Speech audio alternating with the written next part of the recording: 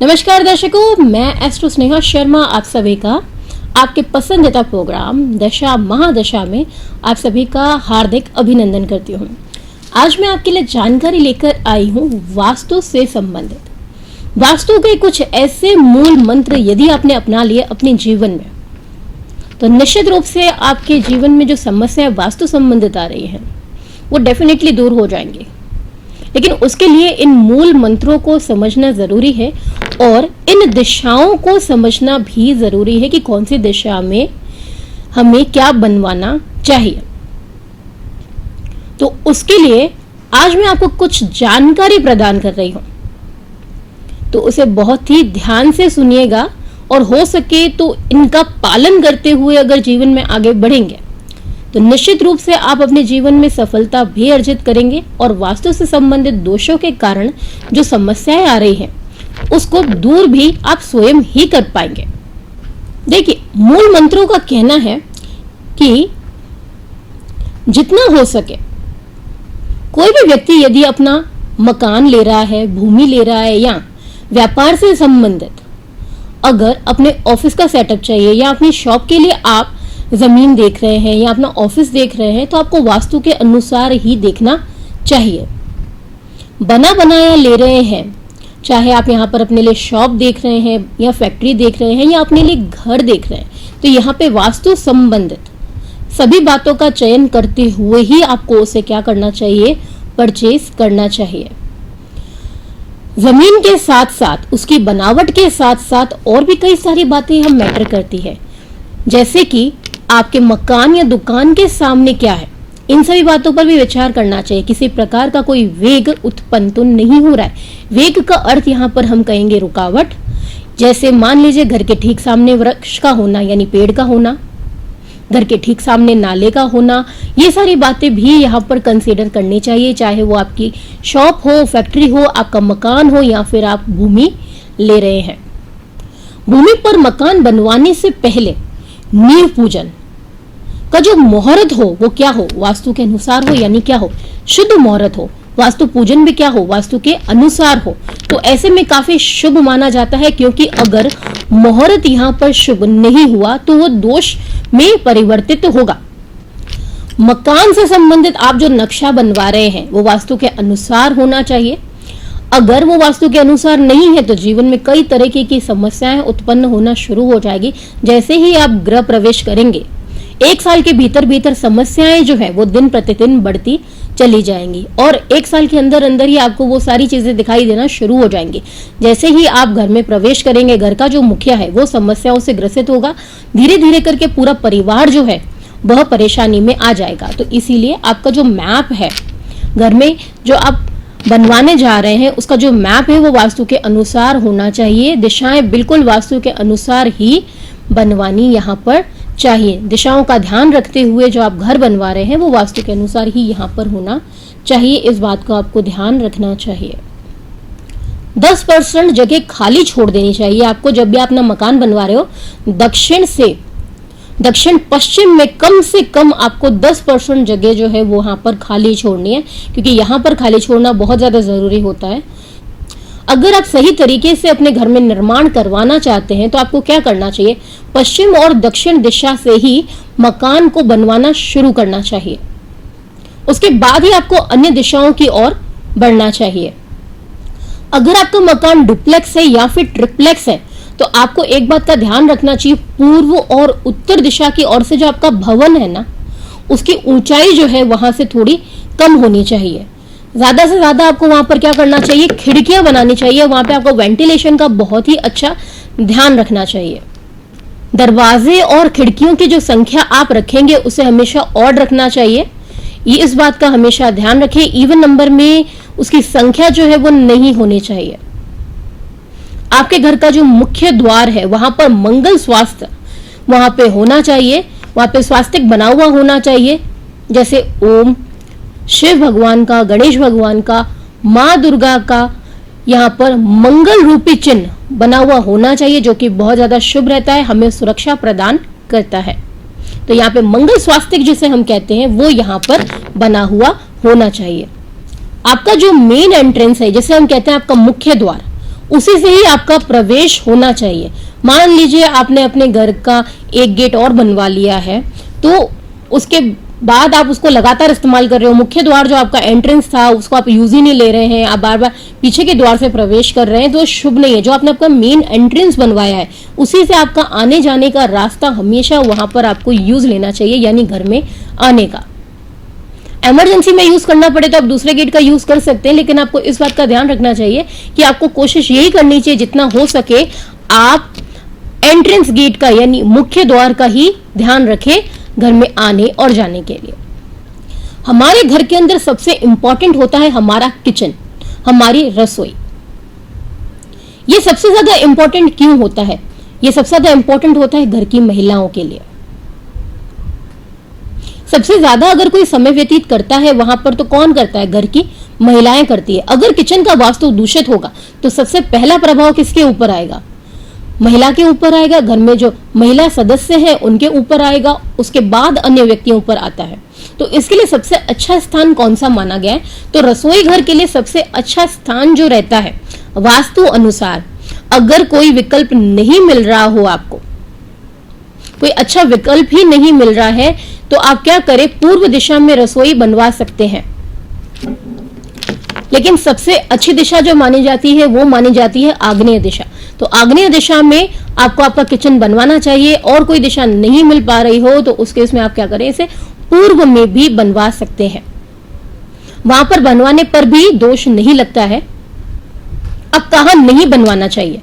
अगर आपकी रसोई जो है वो उत्तर, उत्तर पूर्व या दक्षिण पश्चिम में बनी हुई है तो ऐसे में आपके घर में वास्तु दोष बनेगा।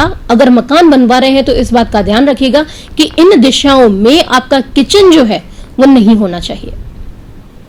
दूसरा इंपॉर्टेंट होता है हमारे घर का स्टोर रूम। स्टोर रूम इसीलिए क्योंकि वहां पर हम हमारे सारे सामान जो है, कुछ ऐसे सामान जो है जो हमारे यूज नहीं आ रहे हैं उनको वहां पर स्टोर करके रखते हैं।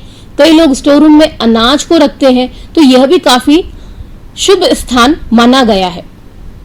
इसके लिए सबसे अच्छा स्थान जो माना गया है वो माना गया है आग्नेय कोण, उत्तर दिशा, उत्तर पूर्व दिशा, दक्षिण पूर्व दिशा व दक्षिण दिशा। इसके लिए शुभ नहीं मानी जाती है कौन सी दिशाएं? पश्चिम दिशा, वायव्य कोण, ईशान कोण, नैऋत्य कोण इसके लिए शुभ नहीं मानी जाती है, तो यहां पर नहीं बनवाना चाहिए।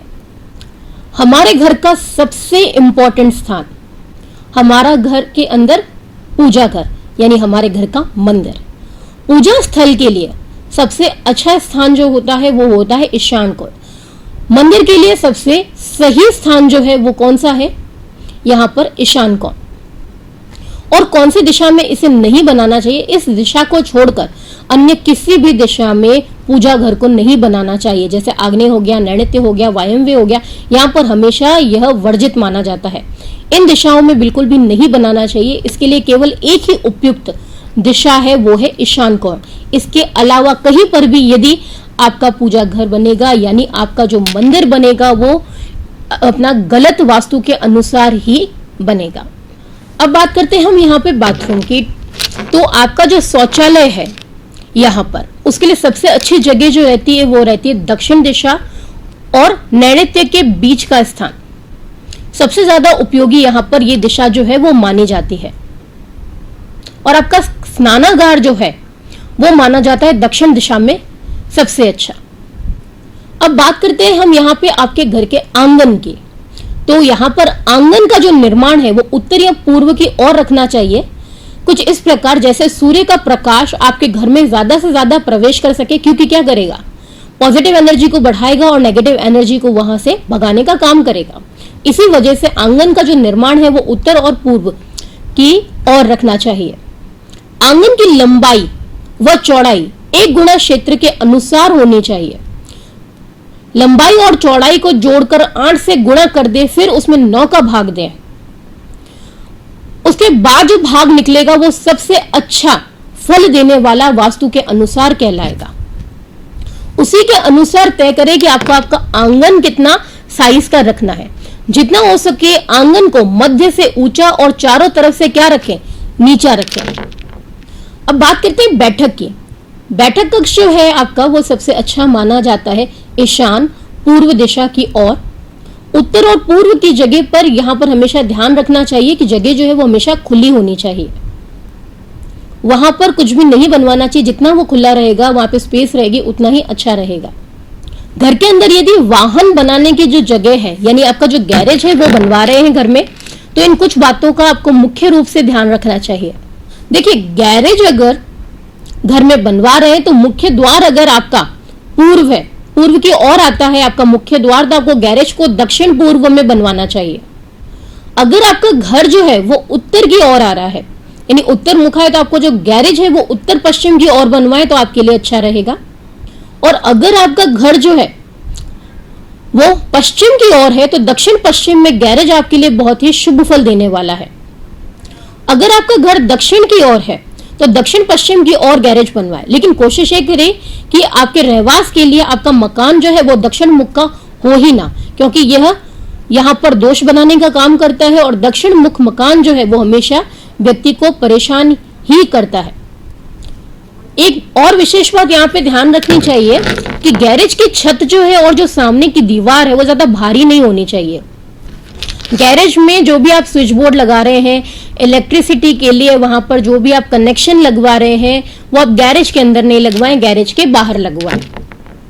यानी बाहरी साइड में उसके जो भी इलेक्ट्रिक फिटिंग्स वगैरह जो है, यानी स्विच बोर्ड्स वगैरह जो है वो क्या होने चाहिए, गैरेज के बाहर की तरफ होने चाहिए। यानी लाइट्स वगैरह आप अंदर लगा सकते हैं, लेकिन उसका ऑन एंड ऑफ का जो बटन है वो आप क्या करें, स्विच बोर्ड जो है वो गैरेज के बाहर की ओर लगवाएं।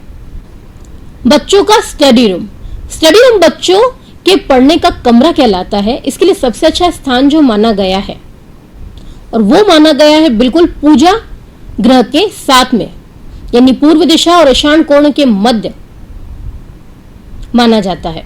तो यहां पर भी बच्चों का स्टडी रूम जो है यदि आप बनवाते हैं तो ऐसे में बच्चों की पढ़ाई में मन भी लगेगा और बच्चों सफलता भी यहां पर आपके प्राप्त करेंगे। नैऋत्य और दक्षिण दिशा की ओर बच्चों के लिए कभी भी स्टडी रूम नहीं बनवाना चाहिए। अगर बना हुआ है तो इस बात का ध्यान रखिएगा कि वो दोष बना रहा है। ऐसे में आपके बच्चों को एजुकेशन में सफलता नहीं मिलेगी, कई सारी परेशानियां आएंगी उनके जीवन में, उनके विद्या के क्षेत्र में, उनको करियर को स्टेबलाइज करने में। घर में नालियां और जल का निकास, ज्यादातर इसको पूर्व दिशा में, वायव्य कोण, उत्तर दिशा, ईशान कोण में रखना चाहिए। पूर्व दिशा में ज्यादा फलदायक रहता है, आग्नेय दिशा में हमेशा ये मृत्यु कारक, वो कष्ट देता है। अगर आग्नेय दिशा में है तो इसका मतलब आपको परेशानी आएगी, घर में कोई ना कोई जातक सदैव बीमार रहेगा, अकाल मृत्यु भी हो सकती है, या फिर किसी प्रकार की दुर्घटनाएं जो घर में लगातार चल रही हो वो भी इसका कारण है। दक्षिण दिशा में यह हमेशा निर्धनता, घर में हमेशा रोगों को बढ़ाता है, कोई ना कोई व्यक्ति हमेशा बीमार रहेगा। अगर निकासी जो है जल की, या आपका जो सीवेज सिस्टम है वो कहां पर है, दक्षिण की ओर। नैऋत्य कोण में ये काफी हानिकारक माना जाता है, नुकसान देने वाला। पश्चिम दिशा में अगर बन गया तो संतान सुख का नाश करेगा। ऐसे में संतान विलंब से होती है, संतान या तो होती ही नहीं है, या फिर समस्या अगर इसके साथ किसी और दिशा की भी लग जाए तो संतान होने के बाद जो संतान है वो माता पिता को किसी भी प्रकार का सुख प्रदान नहीं करती है, क्योंकि ये क्या करती है, संतान सुख का नाश करने का काम करती है। इस वजह से सबसे अच्छा इसीलिए कहते हैं इसको वायव्य कोण में, क्योंकि सुख संपत्ति देने वाला कौन सी दिशा है, यही दिशा है अगर यहाँ पे जल की निकासी कराई जाए। उत्तर दिशा में हमेशा राज्य से लाभ प्रदान होगा, सरकारी सुख जो है उसे पूरे प्राप्त होंगे, तो इसीलिए यहाँ पे वायव्य और कौन सी दिशा, उत्तर दिशा शुभ मानी गई है। ईशान कोण में भी ये धन संपत्ति प्रदान करती है, तो इन दिशाओं में यदि जल की निकासी रखते हैं तो बहुत ज्यादा शुभ रहेगा।